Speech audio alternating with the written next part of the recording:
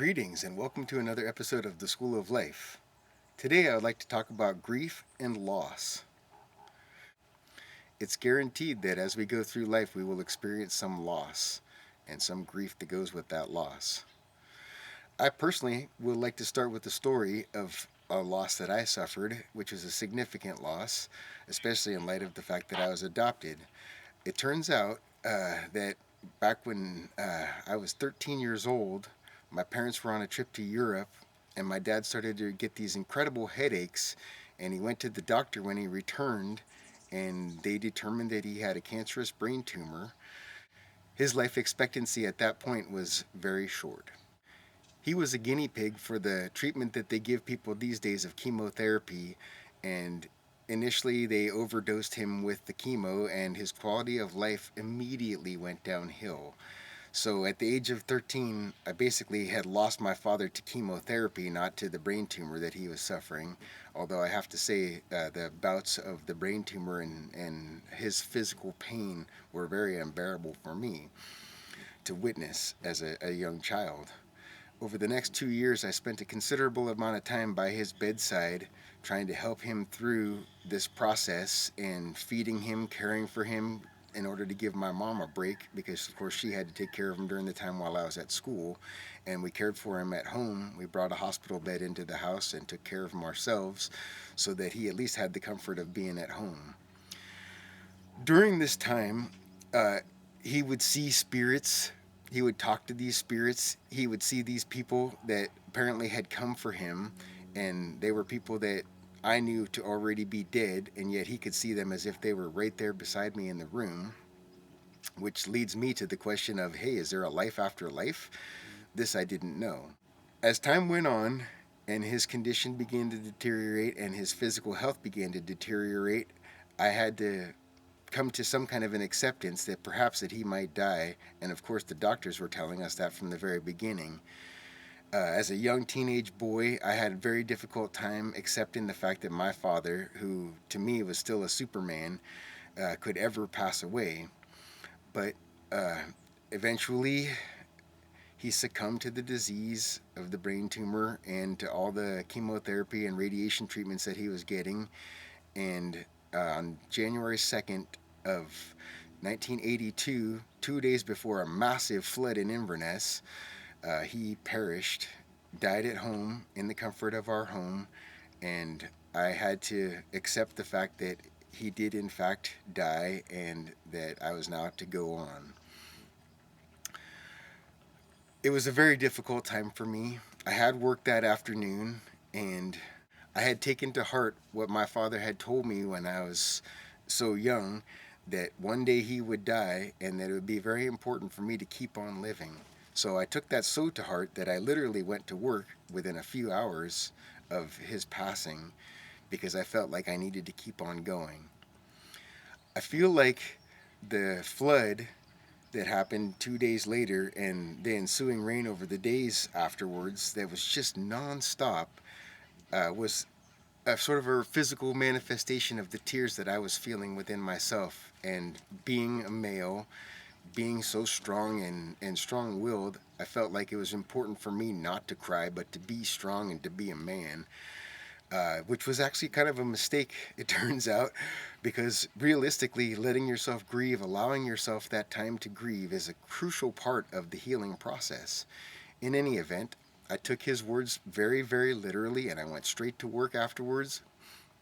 And in the coming days, as that flood happened and all the businesses and the homes of Inverness were destroyed and so many people were trapped, even though I was 15 years old, I joined with the fire department at that time and went house to house and pulled old people who were stuck in their homes out of their houses into safety, and tried everything that I could to be a benefit to the community, and began to understand my place as a man was to give a contribution to the community that would ultimately better the community.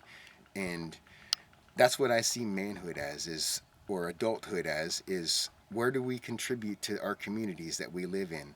When you're a child, it's expected that you're to receive a certain amount of guidance and protection and all this kind of stuff. But as an adult, I feel like we really have to take that to the next level and be that guidance and protection for the youth that are behind us. So at that point, I tried my best to join the fire department. Of course, at 15 years old, they could not accept me as a firefighter, but they said, anytime we have a big situation and you want to try and help out, if we can find a way for you to help, we'd love to have your help. And of course, when I turned 18, they quickly grabbed onto me and asked me if I would like to join the fire department at that point, which I did. And I think that's been a very beneficial aspect to my life, is to make these contributions on a consistent basis, being a firefighter, being an emergency medical technician, and giving of myself during other people's times of grief and loss. I feel like the perspective that I gained in the loss of my father has really helped me to be very compassionate and understanding toward people who are also experiencing loss and grief of that nature. When you lose a family member, it's a very deep loss, it's a very deep hurt.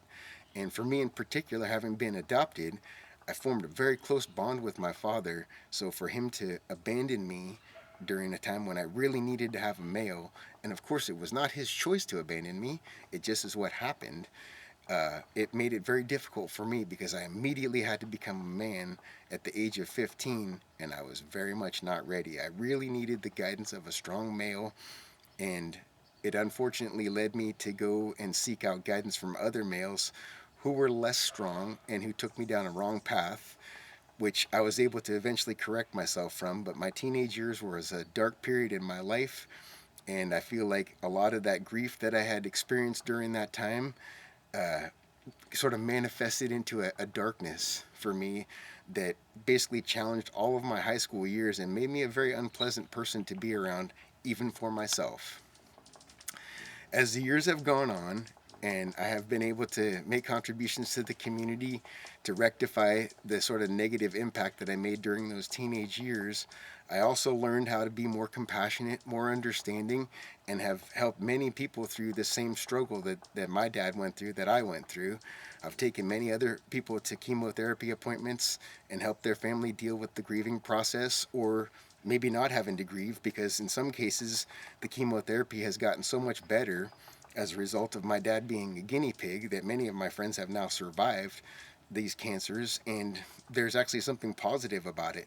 It's been a great honor in many ways to find myself to be a father, and everything that I do in my life I try to do as something that my father would be able to look down. If there is a heaven, if there is an afterlife, he would be able to look down on me and feel proud of the decisions, the choices that I'm making, and the life that I'm living.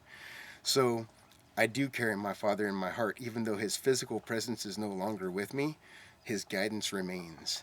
And I try to give this same thing to my son, because I really want him to have a piece of my dad, despite the fact that he was born after my dad had passed. It's really important to me that each of us go through the grieving process to understand what it is that we can gain from the loss that we have, instead of just dwelling on the actual loss itself, but to go ahead and allow ourselves to feel that sadness when we have it, and to also have compassion for other people who are going through difficult times. So if you find yourself going through a difficult time, please reflect on that, give some thought to that, find somebody who is compassionate, who's helpful, who has an open ear and an open heart, and speak to them.